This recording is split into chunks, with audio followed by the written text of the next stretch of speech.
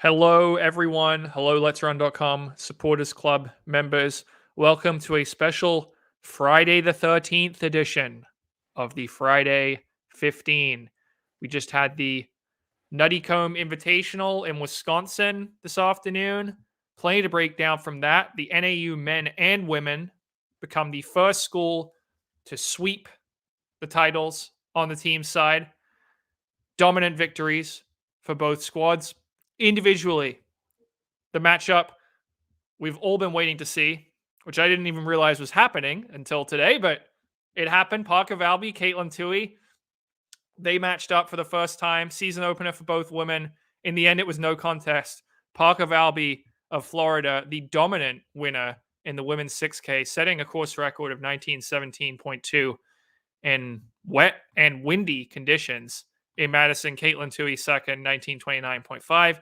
On the men's side, the greatest cross-country conference in all the land, the HEPS, gets the individual win. Graham Blanks of Harvard, 23:23.4. Strong kick to beat a good field. Nico Young, Hab Tom Samuel, Kai Robinson, all up there as well. We'll break down that meet. Who are the winners? Who are the losers? What does it all mean? NCAA cross-country, 5 weeks away. And then a couple other things. The New York City Marathon has announced some changes to its field.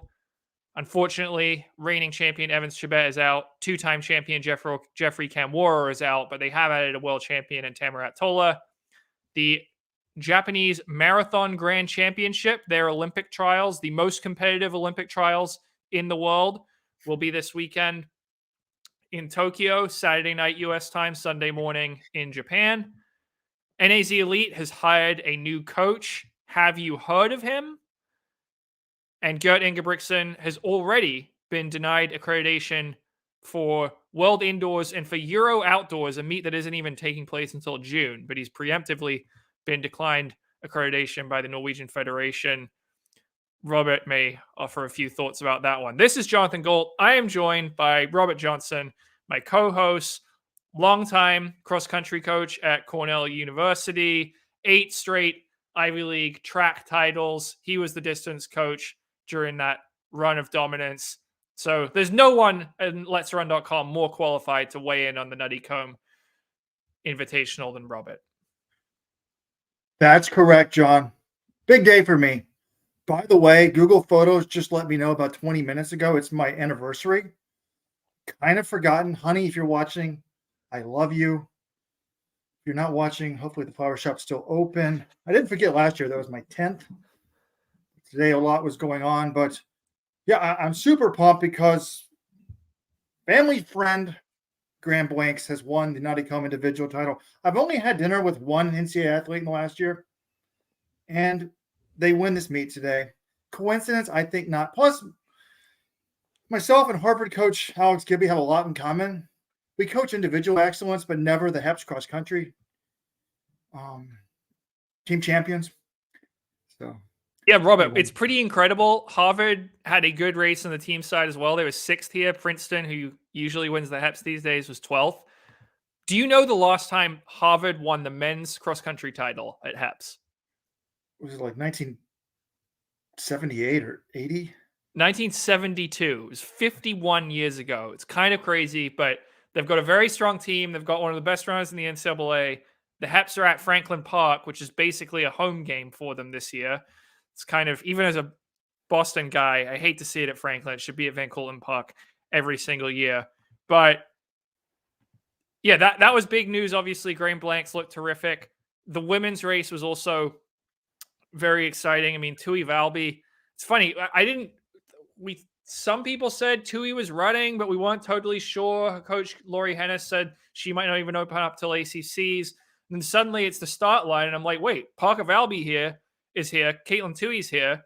This is the race that we were hyping up to no end the entire 2022 cross-country season. We get to see it, and it's their season opener for both women. So I actually think this is great because we got round 1. Now they're going to go to their separate corners. Toohey will run ACCs. Valby will run SECs. They'll run their regional meets. And then they'll come back for round 2 when it really matters, NCAA cross in Virginia. So it was exciting to watch this one. It played out differently than last year. Because if you remember, Robert, at NCAAs, Caitlin Toohey just let Parker Valby go. And she opened up a gap of maybe 10 or 11 seconds, and then Toohey ran her down. This time, Toohey went with her. They both went out hard. Amy Bunnage, the freshman from Stanford, was the only other woman to go with them. And she ends up fading. And then just after halfway, Valby puts the hammer down, and Caitlin Toohey could not respond. She was looking over her shoulder at the end. She gets beat. It's not as if Caitlin Toohey ran a bad race here. I mean, 1929.5. That's 15 seconds faster than she ran last year. And the weather was a lot worse this year. So to me, it was more, this was an all-time performance by Parker Valby to break the Wisconsin course record on a bad weather day. I mean, 19-mile-per-hour winds, mud. What was the thing about Valby that we said going into NCAAs last year? She's in Florida. How is she going to be able to handle real cross-country? Well, this was real cross-country, and she aced the test, Robert. Correct. I always say you don't want to talk about times in cross country, particularly where the course conditions can change things a lot. And sometimes you don't even know just because it's like, not raining one day. It may have rained the 5 previous days, etc. But I cannot imagine this was a fast day under any shape or form. You could see the flags just blowing everywhere. They moved the start times up. There was mud everywhere. I would like to see a regression analysis of like what the average time was compared. It's mind-blowing that someone could break the course record. So I bet Toohey was thinking, I'm in great shape. I'm going to do this. And then she gets, I don't want to say destroyed, but it was a 7-second lead by 4K, 12 seconds at the finish line. And I do have one question, John. Did you not follow my instructions yesterday? John wrote a great preview pace, sort of about NC State's last dance. And it was comparing NC State to the great Chicago Bulls teams. I loved it. It's a great comparison. If you haven't seen it, Supporters Club members, check your show notes or go to the homepage, letsrun.com. By the way, if you're listening to us live, you can always get the bonus podcast. We have a second podcast, at least 2, sometimes 3 or 4. For our Supporters Club members, go to letsrun.com/subscribe today. But, I asked you yesterday when I was reading the preview, you said Toohey's either going to open up today or conference. And I'm like, text Lori Hennis. Did you do that, John? Did she blow you off? Did you not know? I did. I texted her. She didn't respond. So okay. I don't know. I didn't know until today. And then we had former intern Carl Winter was in Madison yesterday. He said she was running the course. He thought she was going to run. But if I had that news, I would have shared it with you, Robert. Well, good, because I do have a confession here. I was getting the computer ready, and I was trying to cast it from my phone to the TV at the office. So I missed the first few minutes of the race. And then I turned it on. I was like, oh, my God, Toohey versus Valby. This is like Christmas coming a day early. So both like Christmas coming 5 weeks early. We weren't thinking we were going to get this until NCAAs. So, but I guess, Robert, looking at this, this is what we only get a few data points. We only get a few races in the NCAA cross country season to draw conclusions. I think going into this season, we both would have had Caitlin Toohey as the NCAA cross country favorite. Does this change your mind? How are you thinking about the title picture right now? Well, I think Toohey deserves to be the favorite, but she gets beat here. It's going to be wide open in the final for me. It's phenomenal performance by Valby. But what did we see last year, John? We saw Valby just destroying time after time, race after race. The time at the one meet was so crazy. John Kellogg's like, that's like a 1440s, 5,000 meters. Like, I think she's someone that just can go hard all the time. She's not. Toohey had a long track season, is recovering from it. I imagine, and she seems to me that someone's that's trying to get more, a traditional big base and then peak at the right time of the year. Lori Hennis is really aware of that. So I'm not going to overreact to this. I imagine. But John Kellogg and I were thinking one thing when we were watching this, like, do we know if Valby's running a little bit more and training more? Like, think about what she's done with almost no running. And I know Grant Fisher has shown this summer that you don't have to necessarily run. You don't necessarily lose your fitness. You can do a lot with cross training. But I was thinking maybe she's actually been healthy and been able to run a little bit more. And that the peak of Valby will be higher than the peak of Toohey. But if I'm Toohey, she ran so good today for fast time. Depending on how much I imagine she hasn't been training that much. I wouldn't be too worried about it. Yeah, I feel like Tui's in a pretty good spot. She's run very well at NCAA cross in the past. She timed things perfectly last year. And opening up in 1929, if you said before the race today, hey, you're going to go out and you're going to run 1929 in these conditions, I bet she would have taken it, and she probably would have thought it was good enough for the win. So I think she's where she needs to be. But the problem is, if Valby's going to keep running like this, I mean, today I think was one of the greatest regular season performances we've ever seen from an NCAA cross country woman. So if she's going to continue to be in this kind of shape all the way through the next 5 weeks, maybe there's nothing Tui can do. She just might not be able to hang with that pace. So it's going to be a fantastic matchup in Earlysville, Virginia, Panorama Farms, whatever you want to call that course. It's going to be really fun. Looking at the team race, Robert, NAU, very, very impressive run for the women's team. We knew they were going to be good this year. They got a lot of new additions to their team, a few via transfer. They've got an Australian freshman in there as well in the form of Kira Moore. I guess she's a redshirt freshman. She was on the roster last year. But, they rolled 52 points this meet. History has shown if you're scoring under 90 points of this meet, you're usually going to win the national championship. Wasn't true last year for New Mexico. They tied with NC State at 80 points, but NC State won the NCAAs last year. So every team in the last 10 years that has scored under 90 points and has won at Wisconsin on the women's side has gone on to win the national title. The thing is, NC State was missing some women today. NC State actually went 2-3 with Tui and Kelsey Camille. The next three runners were all freshmen. It's all freshmen. Leah Stevens in 14th place, followed by Grace Hartman in 26th. And then there was a bit of a gap back to their number 5 woman, Hannah Gapes, in 51st. So if you look at that, those two teams, the ones that raced today, there was no contest. But NC State had 2 women who were in the top 15 at NCAA cross last year, Amaris Tanisma and Sam Bush. Neither of them finished. Tanisma didn't run the race. Bush was a DNF. Both of them are coming off of injuries, either in the spring or in the summer. So the big question is, will those women make it to NCAAs, and what kind of version of themselves will they be? Because if they're the version we had last year, well, then it's on. Then we've got a great showdown between NAU and NC State. If they're not what they were, we could see a repeat of what we had today. But to me, what this showed is these two teams, look, they're far and away the best in the field. And the only ones who weren't here, OK State and BYU, I think these teams are quite a bit better than those two squads. So to me, it's the NCAA champion this year on the women's side. It's either going to be NAU or NC State.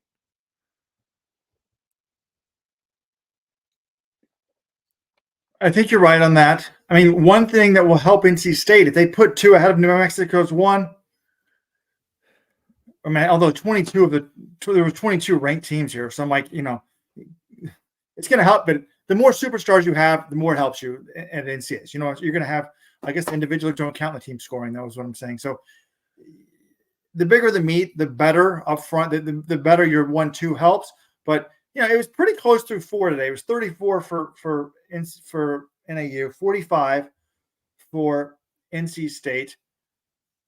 To have any shot at all, NC State has to have one of those women. If they have 2, I'm feeling pretty good about it.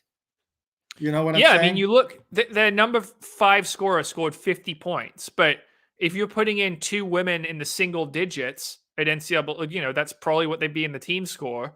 Well, sorry, they lost 2 women combined, scored 76. If you're replacing that with a score of 20, you're taking off 56 points, and that gets you to 40 or something. So if you actually compare it, place by place, number 1, NC State wins. Number 2, NC State wins. Number 3, NC State wins. So it was 2, 5, and 11 for NC State, 6, 13, and 14. So NC State's up.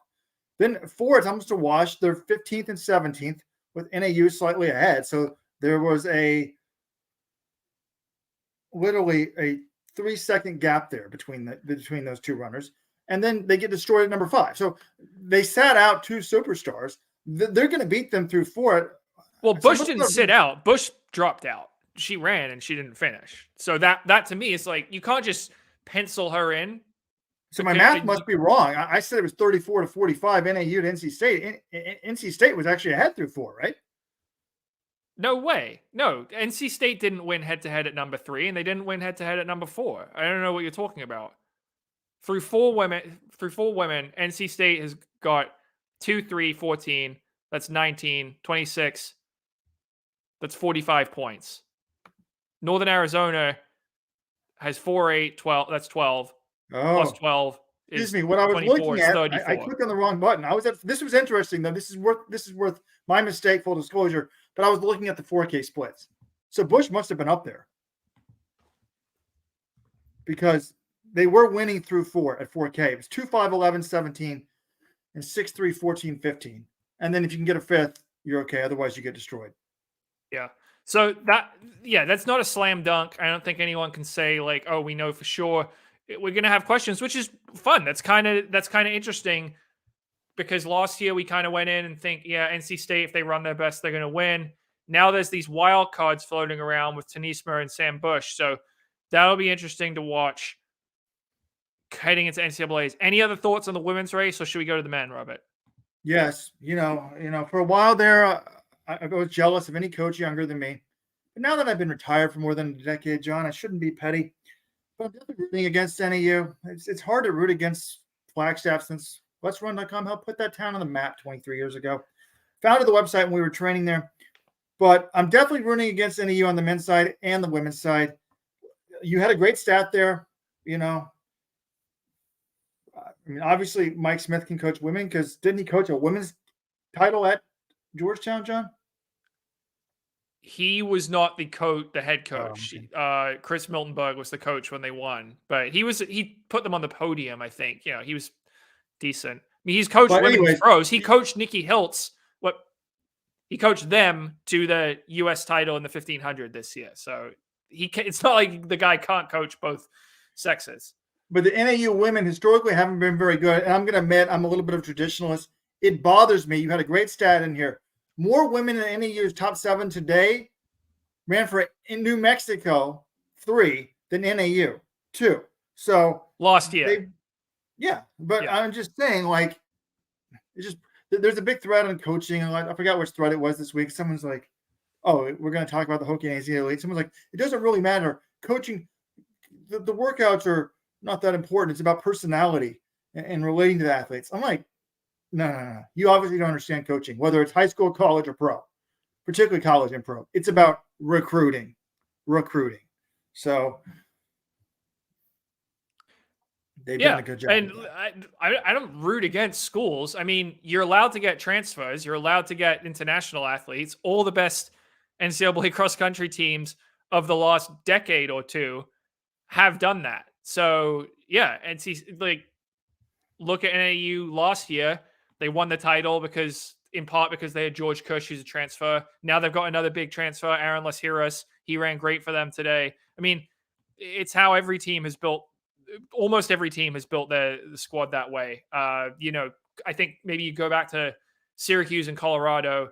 They were more U.S. or North American based, but you don't get extra bonus points in NCAAs for fielding a team of All-Americans or a team of transfers. Like you assemble the roster however you can.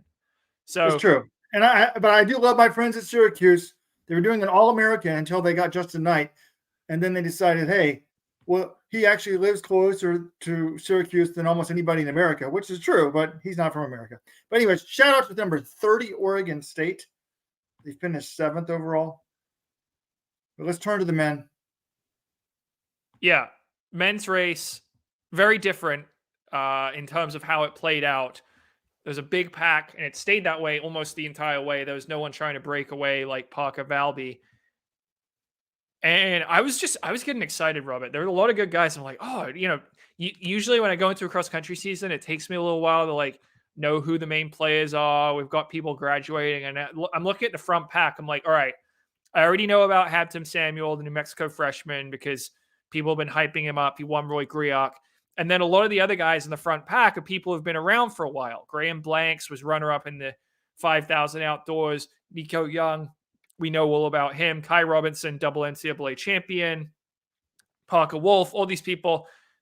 And you've also got Rocky Hansen, the true freshman. He's kind of the one guy maybe people aren't that familiar with. He was a sub 4 miler in high school last year, but I don't think anyone, like, of the freshmen coming in this fall, he was maybe not even in the top 5 in terms of people were getting excited about, because you had the young brothers, you had Simeon Birnbaum, you had Connor Burns, you had Aaron Solomon, the NXN champion. Like, I don't think people were saying, oh, Rocky Hansen, he's going to be the freshman sensation.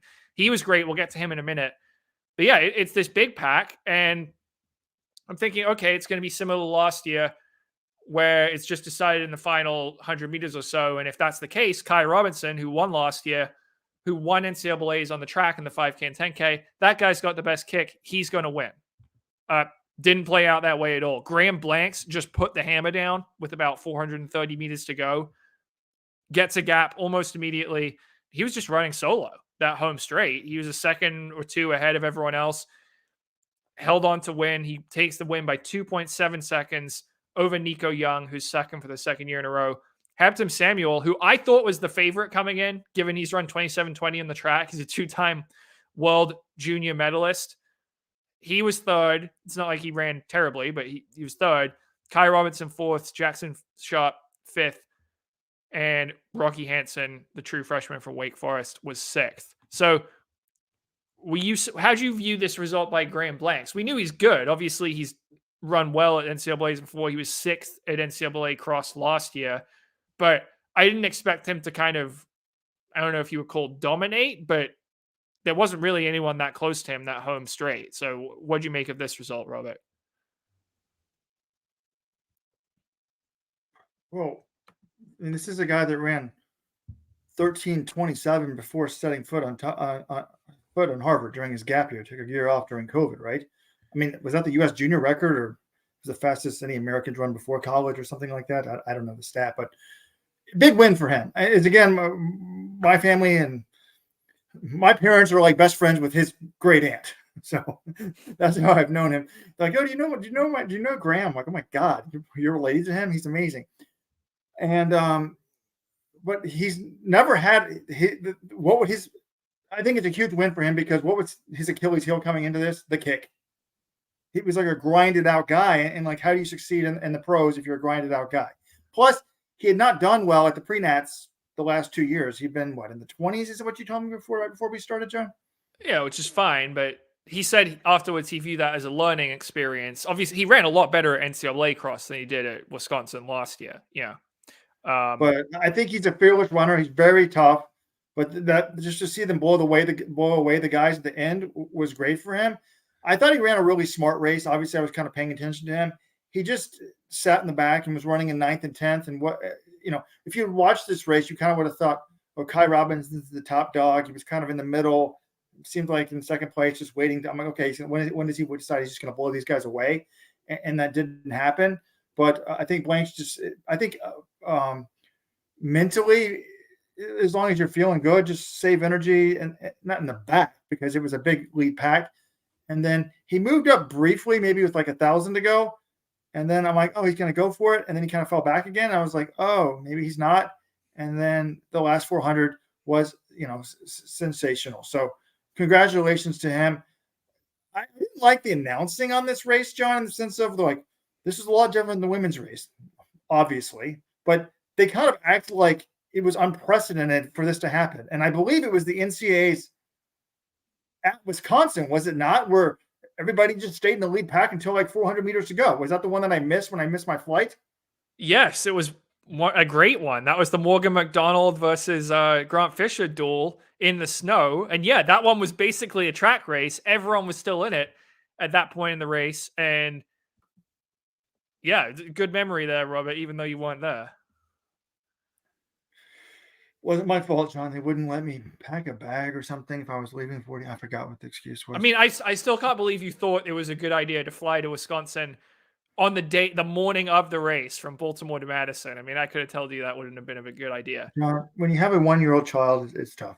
Anyways, that's fair. Like, but big picture wise, Nico Young to me was second. this is what concerns me as a pro. I'm not saying he's not a good runner. He's going to have a pro career. He may be beating on the door for an Olympic team or whatnot. But like, I actually would have viewed Graham Blanks as very similar to him to this. Like, they don't have a good kick. If you really want to be in the hunt for medals at the global stage, good luck unless you've got really good wheels. He did get second, I guess, and outkick these other guys that have good kicks. But I'm just like, when is he going to start winning races? I don't know why I'm criticizing him for getting second, because that was a little bit better than he normally would do in a race like this. But with the Eritrean guy, he's 19. He's turning 20 soon. He's run 13-13, 27-20, won 2 World Junior medals. And it's the freshman in New Mexico. If I'm him, I'm not feeling too bad about that, only in the sense of, like, do we know, isn't Eritrea a fairly dry place? Like, how often does he run in the mud like this? Yeah, that was my question about it, Robert.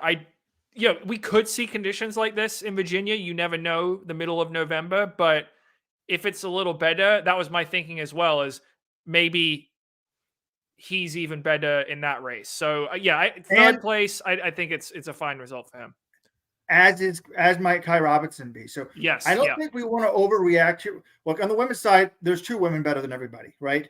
But on the men's side, we're saying, oh, Graham had a better kick than normal. Nico Young maybe even had a better kick than normal. These aren't normally biggest kickers. But guess what? This is something Mark Wetmore, the Colorado coach, said. The mud helps the strength-based teams. It helps the strength-based runners. You're out on the course longer. Instead of running more like a 10K, it runs like 11K. Although I don't tell that to Parker Valby because she somehow broke the damn course record. I would love to know what the men's times here compared to years past. Do you have that analysis in terms of winning times and stuff like that? But I'm not writing this 13-13, 27-20 guy off anytime soon.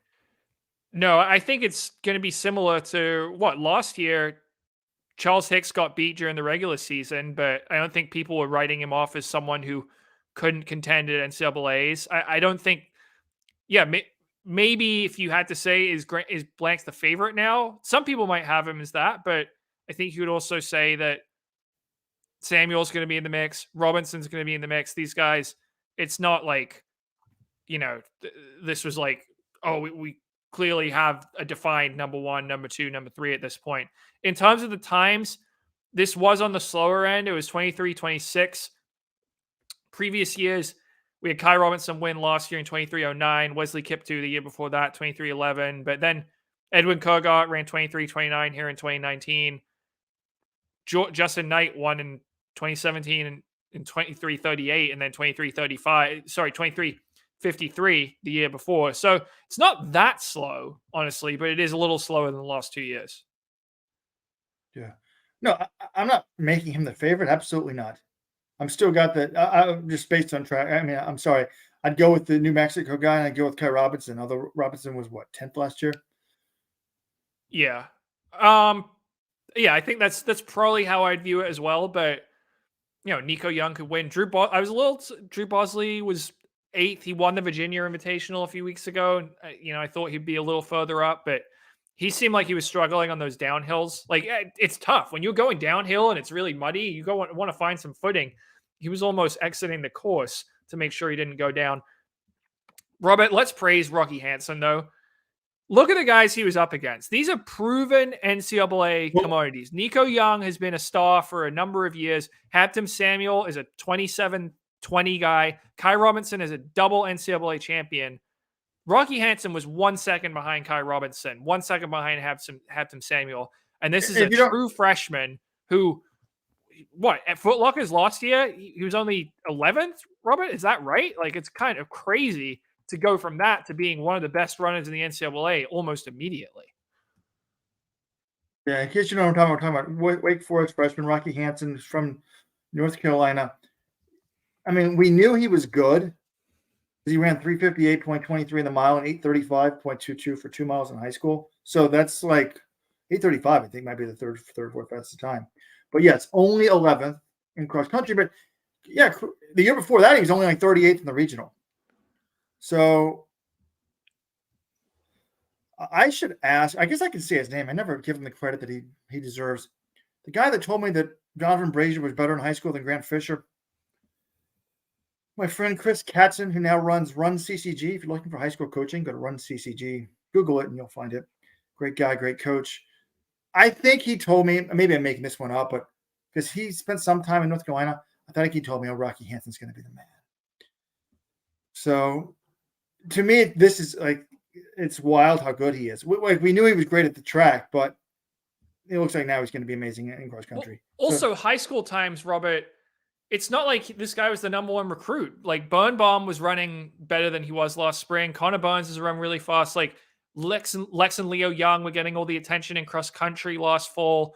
Like Hansen was good, but I'm also like, well, all these track times are faster now. All these kids are breaking 4 because they've got the super shoes. So how do we rank him? I don't know, but you never know what people are doing in training for high school. You don't know how they're going to make the jump to college.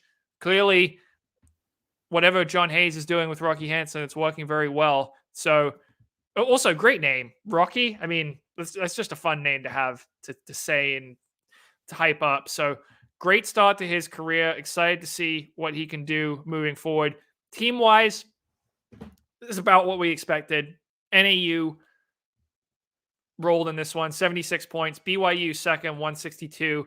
I mean, BYU, I'll give them credit. 162 points. It's pretty high for a second place team, but they're also missing some guys. They're missing Casey Klinger. They're missing Dalvin Thompson. Those are 2 of their top guys. Ed Eyestone didn't want to come out and say it when I talked to him earlier in the season, but certainly sounds like they're dealing with some injuries. So who knows if those guys come back or not this fall. But even without them, they've got the depth to be a top team, but they're not touching NAU. Even with Klinger and Thompson, it would be hard for them to challenge NAU. Without them, it's impossible. But I did see some people on Twitter like, oh, just hand the title to NAU now. No.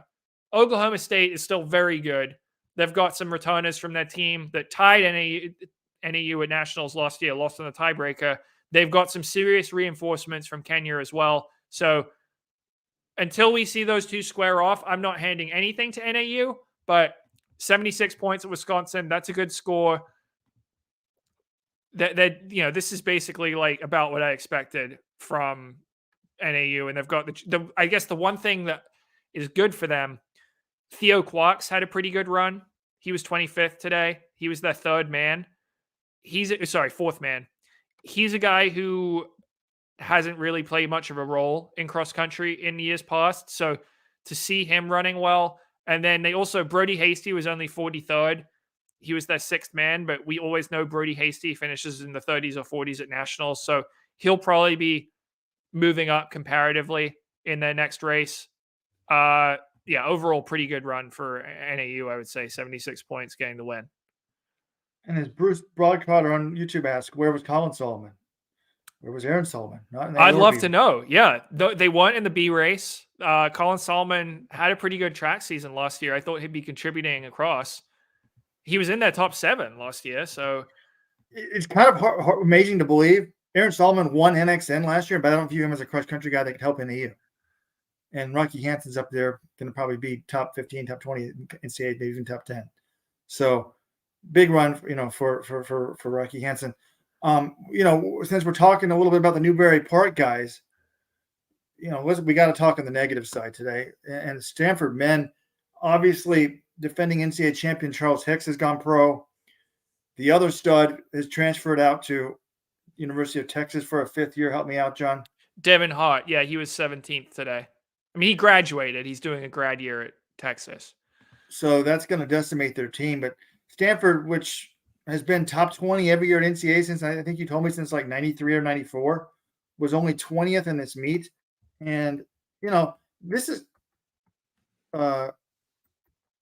Lex Young was 86th. Leo Young did not run. And that's not, it's kind of interesting because Leo Young as a freshman,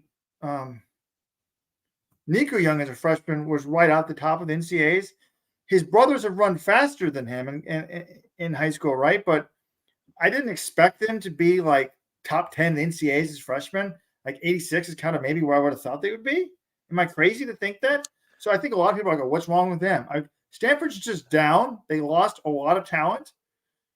And yeah, but they've it's got kind a of lot of shocking talent to on the see it in roster there. too still, Robert. Like Cole Sprout is a 1320s, 2740 guy, and he was hurt at the end of last season, but now he's been racing. He's just been racing really bad. I don't know if he's still injured or whatever, but he was 84th. This is a guy who's been top 15 NCAA cross in the past. I did think the young brothers would be pretty good as true freshmen, but they are true freshmen. So I'm not going to be saying like, oh, this is a total disaster.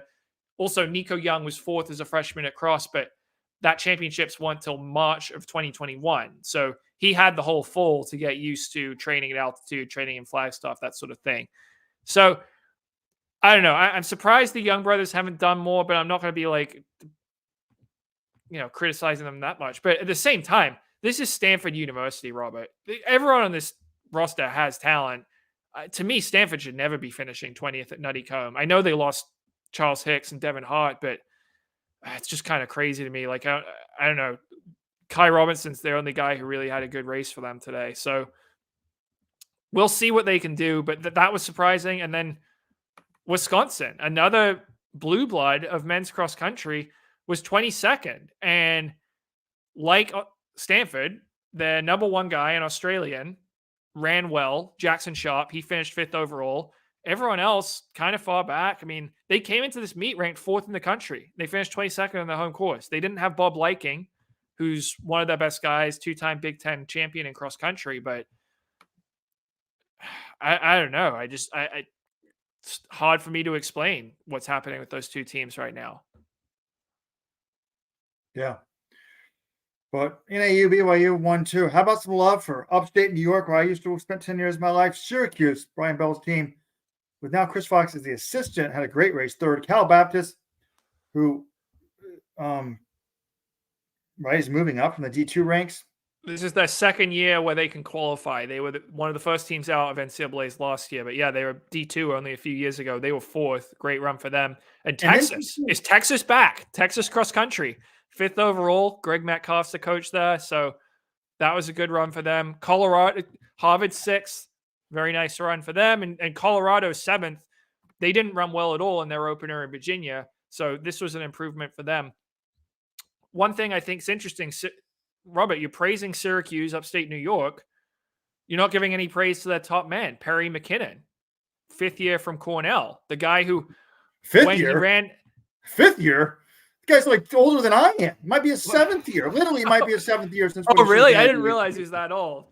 But he's gotten some love from us in the past because he's the guy who ran World Cross and then came back and 10 days later ran HEPS, I believe, last year. So he was their top man in 19th overall.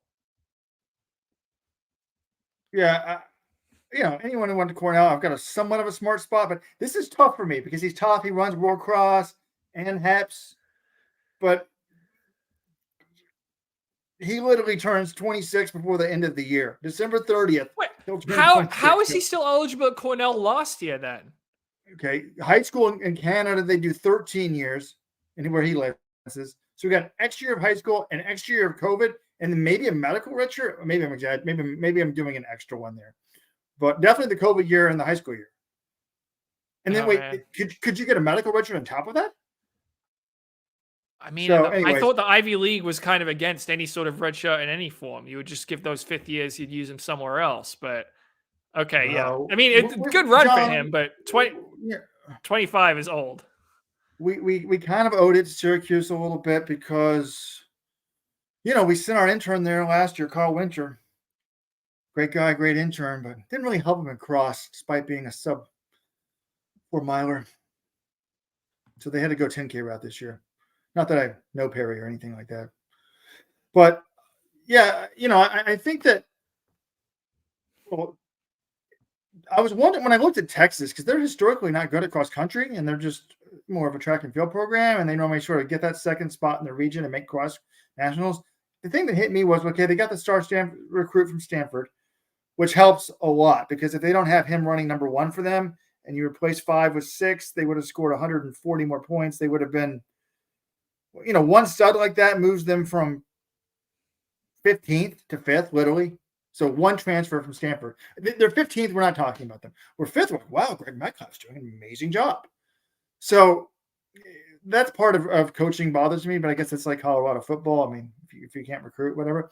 But before that, I was thinking, before I realized how much that one guy makes, I was like, maybe they're going to really benefit from NIL because they're trying to be a complete track and field program, not all in distance.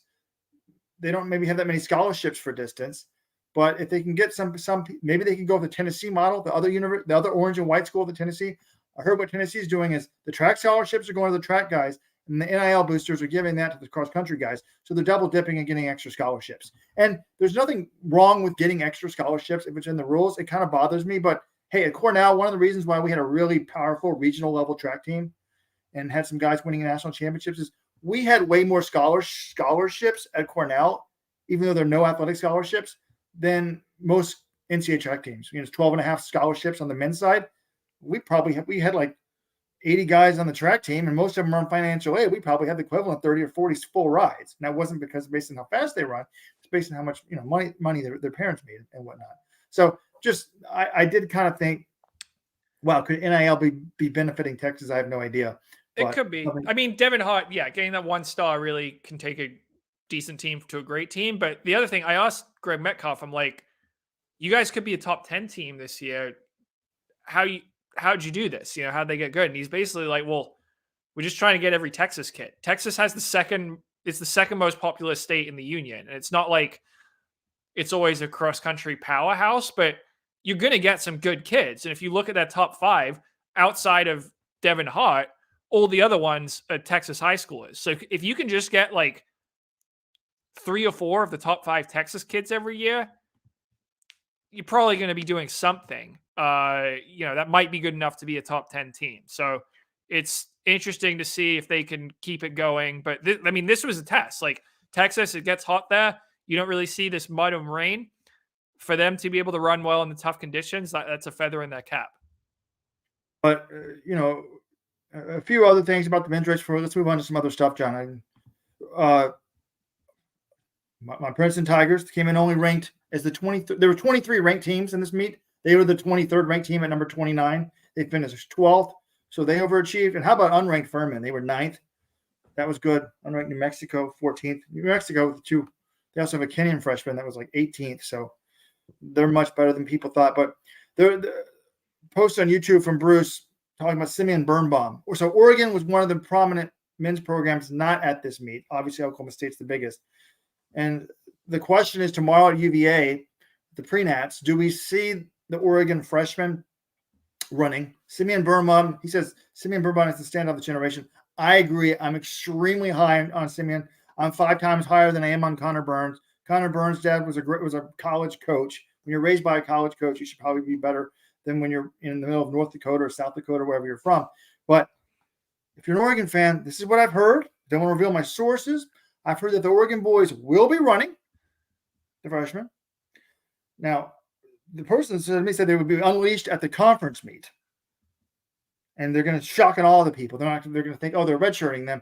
Bring them out at the conference meet. And I also heard that they're all benefiting from $30,000 a year in NIL money. That's what I've heard. From who? Who's paying all the NIL money for cross country? In Oregon? Oh my God, John! There's a guy. Is it Phil Knight? I don't. What's that guy's name? I assume they just. He runs the Chinese labor shops. Phil. That's a joke, people.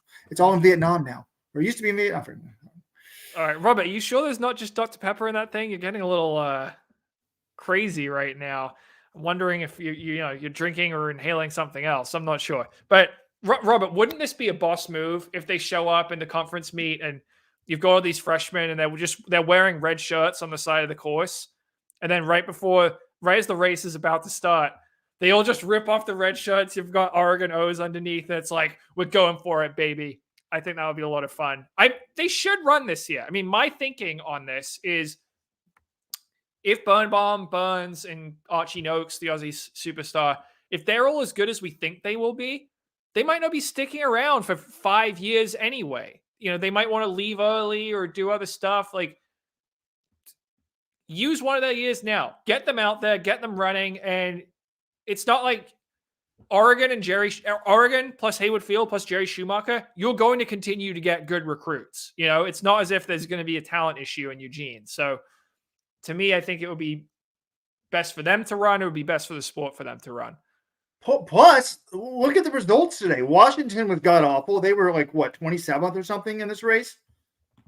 27th. Stanford's terrible. And all you got to beat is Colorado. Colorado can't even beat Harvard. So the Pac-12 is down. I mean, Oregon may be thinking we can win this thing. Yeah. All right. That'll do it for Nuttycombe. A few other things to discuss on this week's show. Real quickly, New York City Marathon fields.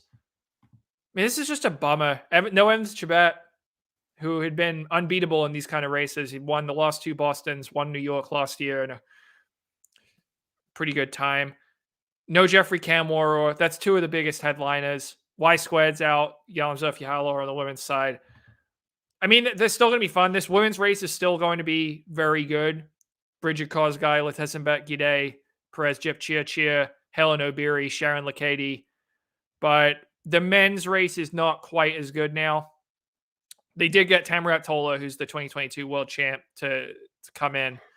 And they got Amand Well-Legan. But I saw someone saying, like, Cam Levins, he's running this race. Could Cam Levins win now that there's no Kamworor and no Evans Chibet?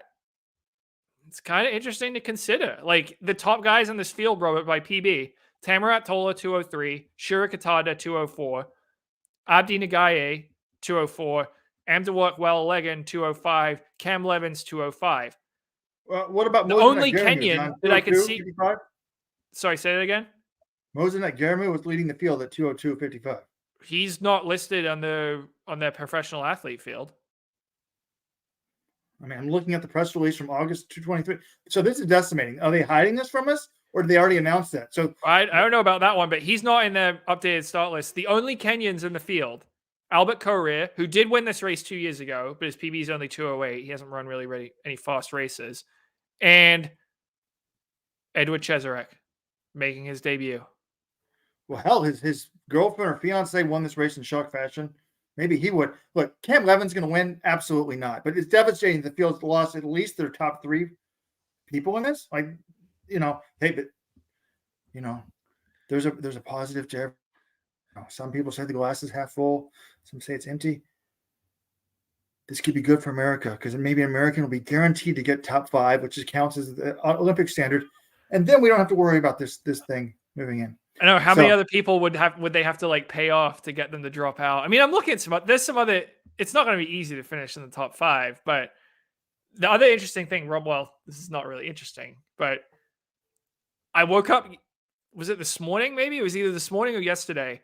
And I had a dream that Galen Rupp had the day after Chicago had run another marathon somewhere else and run like 206 and hit the standard. And everyone was all set for the Olympic team. And I'm like, wow, good job, Galen, recovering from that and running a marathon. And I woke up, I'm like, oh, okay, yeah, it seemed a little bit too good to be true. So, yeah, still need one person to get the standard. That's your New York City Marathon news. Robert, speaking of marathons, Saturday night, the Japanese Marathon Grand Championship. This is the Japanese Olympic Trials. We're not going to do a big preview.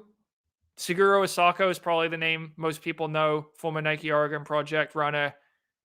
He's one of the top entrants. But I will say this, the qualifying criteria to even just to qualify for the Japanese Olympic Trials, sub 208 or 2 marathons averaging sub 210 during the qualifying window, which I assume is from 2021 or 2022 onwards. Robert, my question for you, how many Japanese people do you think hit that standard? Either sub 208 or 2 marathons averaging sub 210? Well, the crazy thing is they made I put it up on the homepage. So they made the standards harder from 5 years ago or 4 years ago.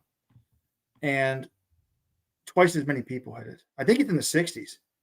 67 people did that. I was looking at that. I'm like, how many Americans would even qualify for the Japanese trials? I know Conor Mantz is the only guy who's gone sub 208 in this period from America.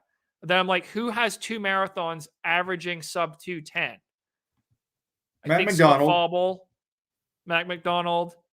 Galen Rupp does now because he ran sub 210 at Worlds last year. Is there anyone else? I don't know, but when I put that up on the homepage a couple of days ago, I did want to write the article. I was going to write Brett Lerner of Japan Running News, to see like when the qualifying window, because I want to write that just to see like maybe I'll put that in the week that was for next week. Like how many people would we have qualified? Now, one thing that does hurt America is our 2 biggest domestic marathons. 2 of our 3 are Chicago and New York, which Boston and New York, which historically aren't very fast. So even if you took like 2 minutes off New York for the hills, what would it be? Because I do think we have. Well, you have to run 2 though. You have to average under 210, not just hit like 209.47 one time. You got to average under it, right? Yeah. I don't know. We'll do the exact math on that because that is a fun stat. But it should be. It looks like there's going to be an online stream. It might be Japanese commentary, but I watched this race in 2019 and it was a lot of fun. Now that was because it was a Japanese Olympics, so and there were people going all out for it. Yuta Shitara, one of my favorite runners to watch, he was in there and went for it and ended up blowing up and not making the team. But that was really exciting. The question I have for you, Robert, the format of the Japanese Olympic selection is the top 2 people at the trials automatically get on the team. And then the 3rd spot is provisionally awarded to the 3rd place at the trials, but they let anyone chase this time. For the women, it's 2:21.40, or for the men, it's 2:05.50. And if anyone betters that time, or if multiple people, it's the person with the best time, they bump off the 3rd placer and they get that spot on the team. Would you like to see America go to this system? We have a full Olympic trials, and then winter or spring marathons, you can race your way into that 3rd spot by running fast.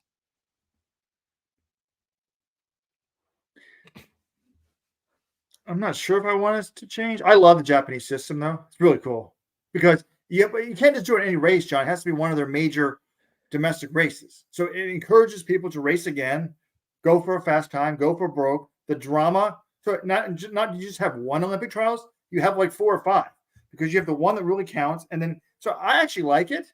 I think it's fascinating. Then people like Sarah Hall or anyone complaining about the hot weather can stop complaining about it because you've got plenty of time to run fast. So I'm fine if they want to change it, but I'm kind of just used to our traditional thing. Yeah, I think I like just do or die top 3 or it's over. But at the same time, I like that Japan has this system because it's kind of fun for them and there's more drama. So I'm not really opposed to either one. But like, here's the thing with Boston, like naturally that will be kind of one of the target races. And that one's not always good for chasing a fast time. Like if maybe Houston, that's one way you'd be able to run a fast time. We don't have enough high profile domestic races where everyone's going to be watching it and it's fun. Yeah. Somebody, it's like Alan Webb's 3:46 American record of the mile. It happens in the middle of nowhere. Does it really count? Well, yes, but all right. So that's the Marathon Grand Championship. Okay.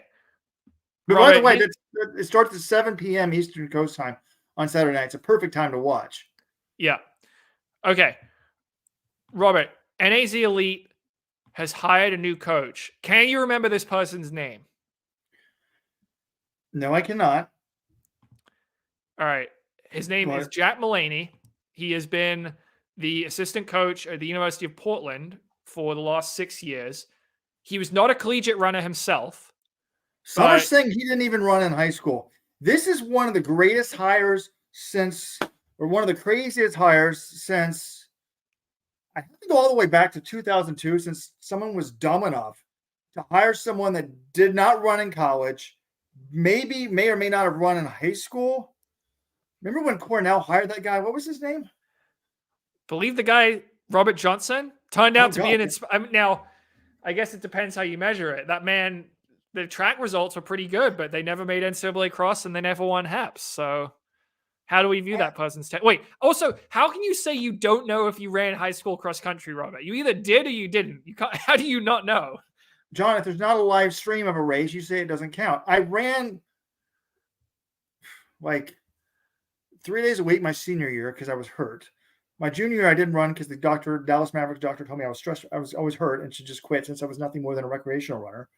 My 2 stress fractures my sophomore year. So maybe I ran my freshman year, got hurt sophomore year. So like 2.5 Didn't run years. A lot in high school cross country. Okay. But Robert, talking about this hire. All right. So he's 30 years old. NAZ, they need to get this one right because their last hire, Alan Culpepper, did he even last a year? I mean, he sounded like he wanted to move the group to Boulder. Wasn't very smooth. Now, they did get some decent results after that. I mean, Chrissy Gear won a national title. And I think a lot of that credit goes to Jenna Reedon, who is the assistant coach at NAZ. I'm kind of surprised she wasn't hired, but also I heard someone say maybe she didn't want to be hired as the top coach for this one. So it's a big swing. They could end up looking brilliant, or they could end up looking like, why are they hiring a guy who was an assistant at Portland, 30 years old? Like, what do you make of this? It's stunning to me. Stunning. Hey, maybe I should have applied. I don't know to Flagstaff, but what I make that maybe a lot of people didn't want the job. I heard rumors that Chris Fox wanted it, but you're going to hire this guy for Chris Fox, or maybe they want to move to Flagstaff permanently, or maybe people realize, like, I don't know. I always thought a pro coaching job would be way easier if you were trying to balance a family with it than being a college coach. But if I was the assistant coach and I was reading, I don't know any facts here. I try to call someone who would know about Chris Fox. But I was reading the message board.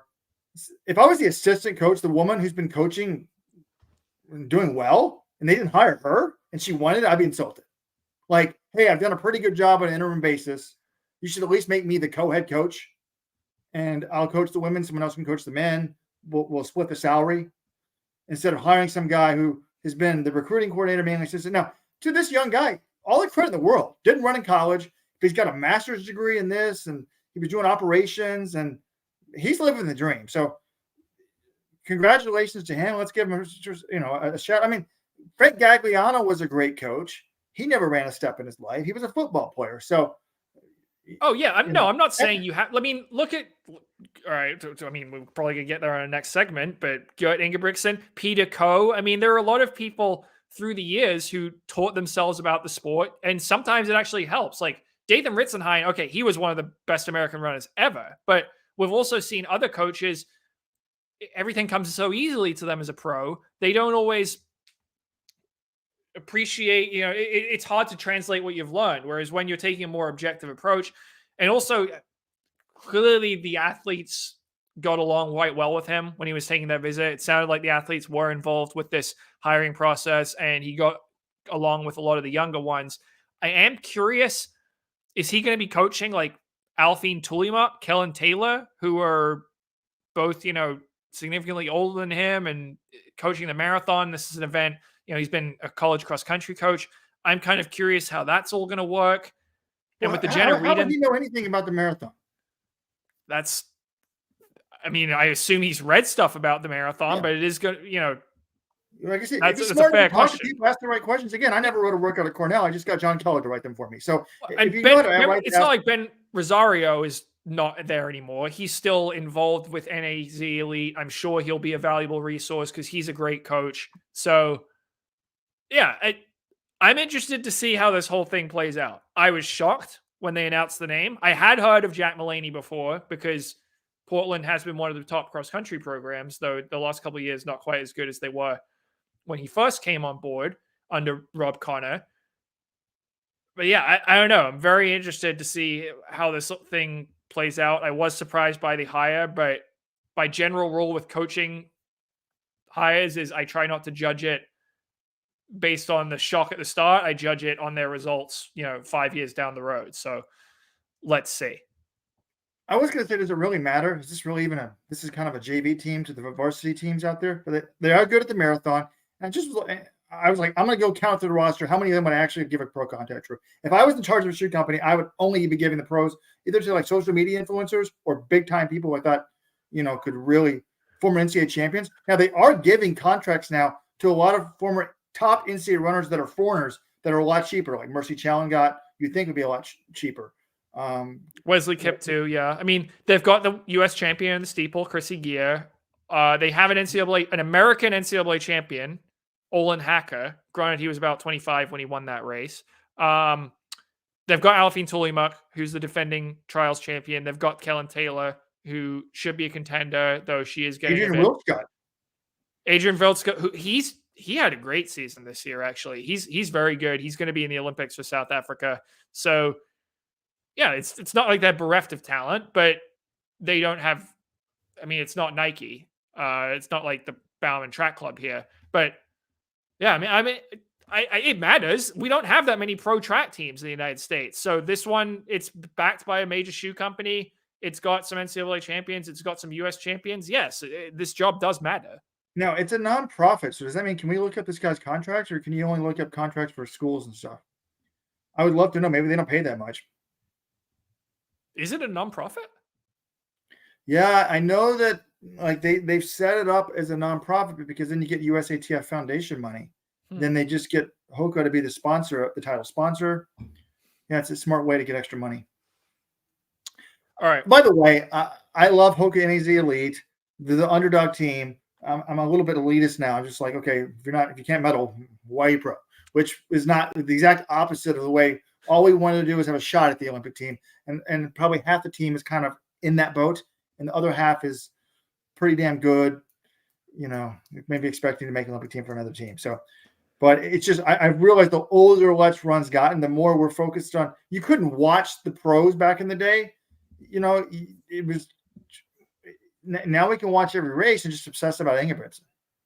So speaking of obsessing about Ingebrigtsen, the last topic I've got on the agenda here, Gert Ingebrigtsen.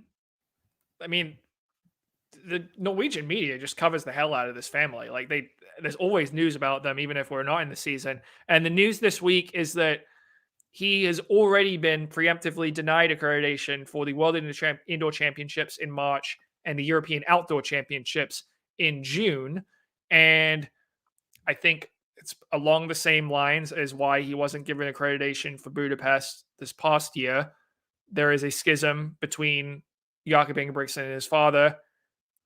The Norwegian Federation doesn't want to get in the middle of it, and they also are sensitive to Jakob's request because him and Carsten Warholm are their top two athletes. But Gert Ingebrigtsen is the personal coach of Nava Nordas, who was the bronze medalist in the 1500 meters at the World Championships last year. So it is interesting. They're saying, you know, you can't go to these meets. And we're assuming it's because of Jakob's feelings towards him. I don't know. I mean, I thought it was kind of weird when it happened in Budapest. So, but now at this point, I'm not that shocked. If they're not going to give him accreditation for the World Championships and they know that Jakob doesn't want to be around him, it's not that shocking to me that they wouldn't give him accreditation to World Indoors or the Euros. Yeah, I actually think this is the right call. Get out ahead of it. You didn't do it last year. If you're not doing it this year, get it out now. People can talk about it. We don't want it to be a controversy during the Olympics. It would be a distraction. So get it out there now. A different person is in charge of the Olympics, but I'd rather Olympic guys say, hey, we're going to follow the federation's move on this. He ought to get out of it now so that it doesn't distract anybody. If you're not speaking with your own father, I imagine it would be weird to have him standing on the track while you warm up. Maybe you're thinking about that. I can kind of see why they don't do it. You know, I've signed up for Norwegian newspapers to read stuff in Norway and then translate it in Google. Gert said that this came like a bombshell. He thought he was having a good negotiations with the thing. There was another article from Worlds in August where apparently Ulrich was very upset and blamed the federation for Jakob losing or something, but then he's now said I overreacted. Which I'm like, what are you complaining about? You've given him everything he wanted. Like he was at a different hotel. The coach wasn't there. But I did find some interesting quotes from Henrik, and I like this. Henrik. It's Henrik. It's not Henrik. Henrik, okay. Yeah. Henrik. It's just like Henry, except it ends in N. People are saying that there's rumors and there was a disagreement between the dad and then the daughter, and I don't know. The wife is still with him. But Henrik says, the thing is, the family conflict, when there's no way we can shine a light on it without just grasping out deep wounds in the family. I love my family, don't want to inflict more negativity, stress, and noise in them, or rip up old wounds more than necessary. I don't think anyone outside the family can understand this. And then he goes on and says, people feel they have a right to know what has happened and what is behind it, but we don't want to share more than what we've shared. I think people should respect that. There certainly comes a time when we think it's appropriate to tell more, but right now it's hard to say more without hurting our family even more. And I love my family and don't want to drive them through the potential bastardism it gets. There's no way to heal this out in the media. It has nothing to do with the media. And it's not going to, and if it's going out in the media, it's certainly not going to happen in the mixed zone. He was talking about Worlds when he said this. Yeah. Then it's going to happen under controlled circumstances where things are well planned and not just an effect with a little trash talk in one direction or the other. It's a difficult situation. So I don't know how you disagree with that. I think if you're a pro athlete, that's a great thing to learn. You can always talk to the media. Don't be afraid to talk to them. Talk to them. Tell them, hey, I'm not going to talk to you about this topic. And then they're going to respect that. Now, I think some people are worried they're covering something up. I don't think that they're doing anything like that. They're covering up anything that would be definitely criminal in nature or anything like that. So, there was also, unrelated to this, a quote in this same article, though, that I loved. I just want to mention it before I forget. Henrik said, I still think I can medal. He's like talking about getting a bronze next year. And he says, how about this quote? If you want to reach your potential as an elite athlete, you have to be an egocentric bastard, and I still am. That quote, my best friend from Princeton, she's like, yeah, running's a selfish activity. I remember when she told me I was like 22, I was so mad. I was like, selfish. She's like, yeah, you're just spending 2 or 3 hours a day on your fitness instead of like helping the poor. I was like, yeah. Okay. I mean, any free activity that we do, anything that any human does in their free time, you could conceivably say, oh, you should be helping the poor instead of, drinking a beer or going out to the movies or something like that. I think that's kind of silly. But the quote, it's interesting, especially in this situation, Robert, because what has Nava Nordas said? What did he tell us on our podcast? The reason why he was able to improve so much this year.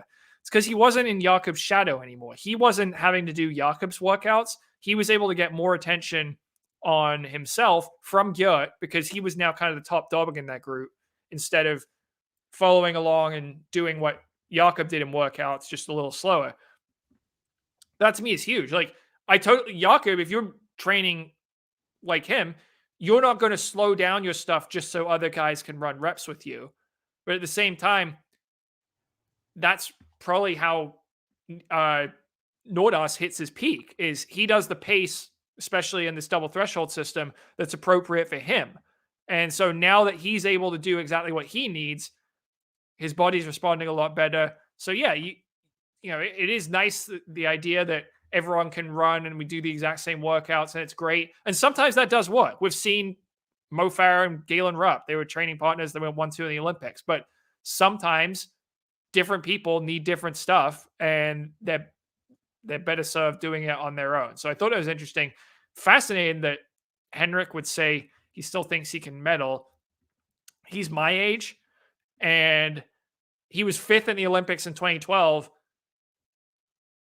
But it's been a while. He's had these injury issues. Both his brothers do have world championship medals, but it's going to be really tough. Being a guy and you're getting into his mid-30s in the way the 1500s run now, you need to be in 328, maybe 327 shape to get a medal. 5,000. Oh, we're talking 5,000? I still don't see it, but that's maybe a little bit more realistic. There was another story that said that in January, Henrik didn't let Nordas was at a table at their training camp in the Sierra Nevadas, and he said, you can't sit here, and made him move. And then they said that some of the athletes got up and supported Nordas and went with him. And just when I think about this some more, if Gert and Nordas really want him to coach and want him to get accredited, they only have one solution. If we're playing a game here, they got to come public and say, hey, he did this, whether it was bad coaching, yelling at the daughter, pushing the daughter, extramarital affair. I have no idea. Robert, we don't need to speculate about that. And I don't think that solves anything. They say that, Jakob's still going to be mad. That might make Jakob madder. The reason why he doesn't have a credential is because Jakob and their camp, I don't think, want him to have a credential. It's not because this issue is private. Yeah, but look, it's not a big deal. Weldon's never had his coach at his meets. USA's and he got fourth, just fine. I guess you could say fourth is one spot off the place. Look, Gjert did not get an accreditation in Budapest, and Nordas ran the race of his life and got the bronze medal. So I'm sure he would like to have his coach there, but doesn't prevent him from flying to the city. You can still talk. Telephones are a thing. Yeah, it's an unfortunate situation, I think, for everyone. It's going to be, some people are going to be uncomfortable about it, but I don't know. I find it hard to get outraged about it. I got to go. I think I'm going to skip my anniversary dinner that my wife just planned until I think I can win the New York City Marathon. I mean, if everybody drops out, I've got a shot. And then you'll get the Olympic standard for all Americans. So there we go, Robert. Yeah, I don't think I can make the team.